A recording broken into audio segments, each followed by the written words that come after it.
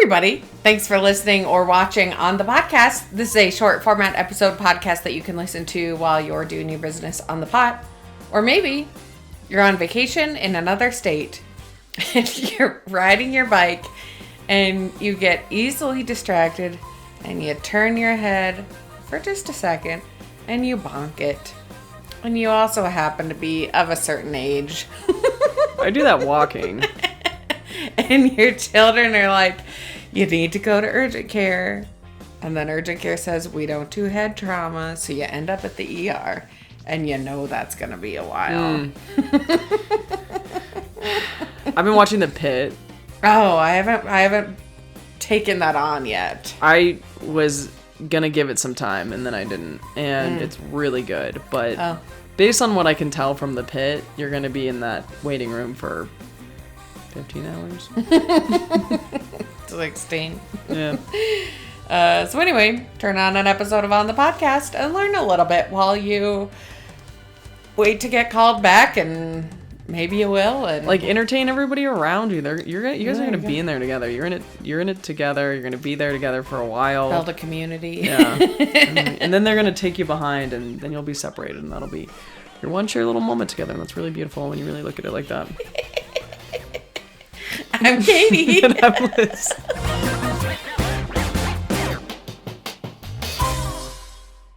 Hey, Katie. Hey, Liz. What are we talking about today? Liz, you recently recommended a new hairstylist for me. I sure did. Shout out to Danielle. Shout out to Danielle. And I'm going to tell you a little bit about the history of a barber pole today. And lady salons don't have that. Oh, the little spinning barber pole. Yeah, okay. yeah. What about a barbershop quartet? Do you touch on that at all? No, not at all. This is a weird Stay tuned for another episode when we talk about the barbershop quartet. Why the fuck those exist? So, Liz, in the Middle Ages, we're going as far back as the Middle Ages. Wow. Everybody had multiple jobs, you know. I kind of assumed that you weren't barbering much in the Middle Ages. Like, I felt like that was a time of beards. Oh, yeah, but then there was, like, lice. You gotta shave that off. That's true. Like, ooh, get rid of your Mites. hair. Yeah. Mites, yeah. Yeah. Your hair gets shaggy, and you gotta put your wig over the top of it. So, you know, you gotta keep it tight. I think wigs were later. Oh, yeah. Wigs were later. Well, anyway. So barbers not only cut hair, but they also did surgery and dental work on patients. Do you know this? The Barber of Seville. He killed people, though. No, I think you're thinking of Sweeney Todd. Maybe. Anyway, but yes, Barber of Seville. Are we cultured? Slightly. No. Sometimes. Probably not. We know the names of plays, movies. Anything more about that? We don't know. Very unclear. Okay, so barber surgeons. Barber Surgeons. Okay, wait. Pause. Yeah. Not pause. I mean, like, this is going to be recording. Yeah. Pause. Yeah. Maybe what I'm actually thinking of is the Witcher series. There are some barber surgeons. Oh, well, there you go. And I would tell you about what happens with this barber surgeon, but you're on book number 1. I'm not even on book number 1. I'm waiting for book number 1. You'll get through book number 1, and then you'll have to get into book, 6 to hear about this barber surgeon. So I don't want to spoil it now. Okay, anyway. So, barber surgeons, they would display vessels filled with the blood in their shop windows to prove that, yes, they do work, and this is blood that I have taken from certain bodies. That was quickly outlawed because people complained about the smell and the unpleasant sight of I could it see that, all. yeah, I could see that. So the origin of the barber pole, though, is associated with his whatever service of bloodletting. So the origin of the pole has a brass basin at its top and the bottom, representing the vessel in which leeches were kept. Excellent. Delicious. And also represents the basin that received the blood. Okay. That's like step one. Why not put barber poles outside of blood donation sites? Filled with blood? Sure. Good question. Good question. I don't know. I don't have an answer to that. It was rhetorical.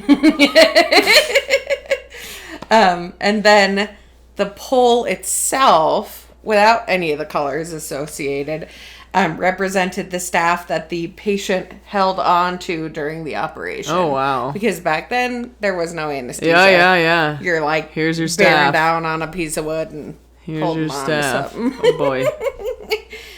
The red and white stripes that we know on those spinning barber poles represented the bandages used during the procedure. The red bandages stained with blood. Oh, okay. During the operation. And the white for clean bandages. Oh, okay. Just in case you I already didn't know where that was going. The bandages would be hung out to dry after washing on the pole, and then they would blow and twist together, and they would look like the modern barber pole. Interesting. Huh. Yeah, so the blood-stained bandages became recognized as the emblem of the barber surgeon profession, and was later replaced by an actual wooden pole with red and white stripes and not bloody bandages. Interesting. A few other little hot tips for you. Before we get there, Uh-huh. where did this come from? This idea? Yes. Cody Rixey was like, you know what, you should do an episode on the history of the barber pole. Did he know the history? No. Oh. There was like a plaque at where he went and got his hair cut of like the history of the barber pole. But he did not research it. He passed it on to his lovely girlfriend to research. Wow. Isn't this so weird? Yeah. Well, I mean,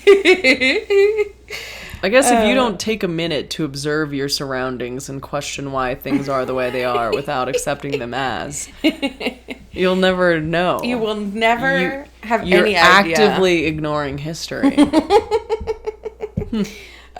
So there was the formation of the United Barbers Surgeon Company in England. And that required, they had a statute in place that required a barber to use the red and white pole and for surgeons to use only a red pole. Yeah. To then well, yeah. The barber surgeon was no longer barber surgeon. It was barber peace. And surgeon. Dude, I mean, how long were surgeons using red poles? I don't know. I've never seen a red pole outside of a surgeon's place. However, I will go down this rabbit hole. Here in Colorado, and I'm assuming elsewhere in the United States now, green crosses are... Marijuana. Yeah. They're dispensaries. Marijuana's everywhere. Where was you brought up? Well, however, in Europe, green crosses are regular pharmacies. Huh. So, if you are from Europe and you're traveling to Colorado, that's not a pharmacy. There's healing powers and old ganja, old Mary Jane. I saw a little conflicting information on this next bit of adding the blue to the stripe because some barber poles are just red and white, some are red, white, and blue. One story said it was like just for patriotism of the United States, and the other one was to indicate whether they were only performing barber duties. Huh. So, I'm not sure which is totally accurate on that one. A little bit of modern controversy to go along with the barber pole. I started this episode by saying women's salons don't usually have barber poles. And in Michigan, in March 2012, in Michigan, legislators proposed a bill that barber poles should only be permitted outside of barbershops and not traditional beauty salons. It's a man thing, and it will stay a man thing. I understand that. I have a friend who cuts hair. Mm-hmm.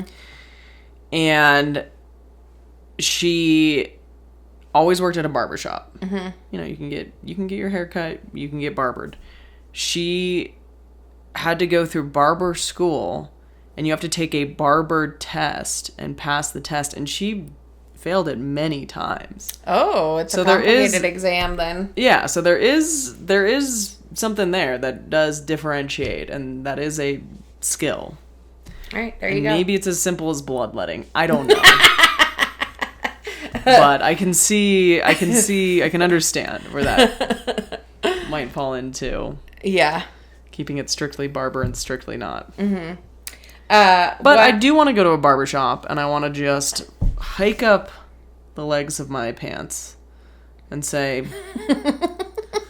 a cut and a shave, thanks. You think they do that? I don't. If they don't, I'm going to sue.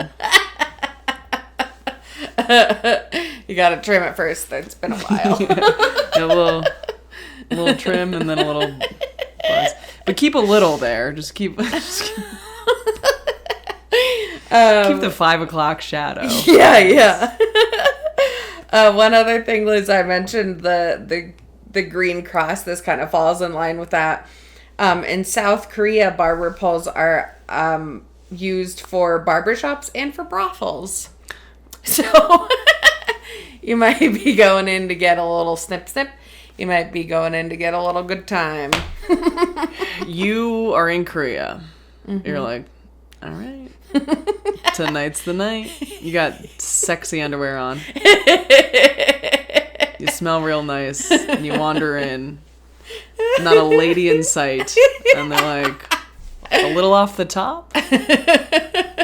And you're like, no, thank you. No. It's good to know. Good to know cultural differences. Yeah. So there you go. Wow. This, like you said, keep your eyes out. You never know what's a piece of history. Yeah. Take a moment. Be more mindful and be more curious. That's the lesson of today. There you go. Mindfulness and curiosity. It's what we preach here at On the Podcast. All right. Thanks, Katie. You're welcome. What's that inside my body? Too much blood. You got to go to a barber and have that handled. Yeah. Yeah, I gotta get on that. Also, a little bit of knowledge. All right. See you next time. Bye.